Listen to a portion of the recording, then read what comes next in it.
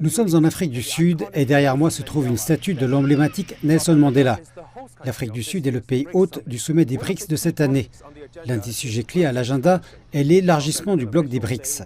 Les autorités sud-africaines ont déclaré qu'une quarantaine de pays avaient témoigné d'un vif intérêt à rejoindre le groupe.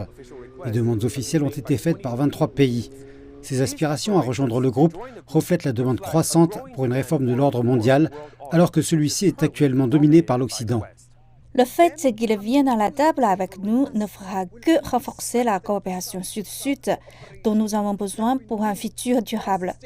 Je suis donc absolument ravie que ces pays soient venus toquer à la porte des BRICS, plutôt que ce soit nous qui ayons à aller les chercher. La décision d'élargir le nombre de membres a été prise lors du sommet de l'an dernier à Beijing.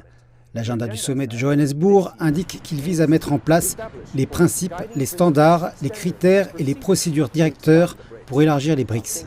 Je pense pour ma part que l'admission de nouveaux membres devrait se faire dans l'objectif d'améliorer et de renforcer le multilatéralisme, plutôt que de créer des économies de confinement. Ce n'est l'intérêt de personne d'avoir des économies de confinement. Voici le Conseil des entreprises des BRICS qui se déroule avant le sommet.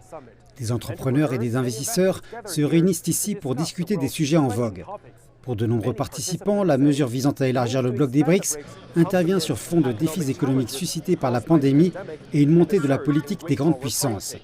Cet élargissement démontre la forte croissance de la coopération parmi les pays en développement, relevant de l'objectif de bâtir un ordre international plus juste. Nous apportons des sujets cruciaux. Je sors juste d'un forum sur l'énergie qui traitait de la manière de collaborer et de partager le savoir pour renforcer la sécurité énergétique des pays respectifs.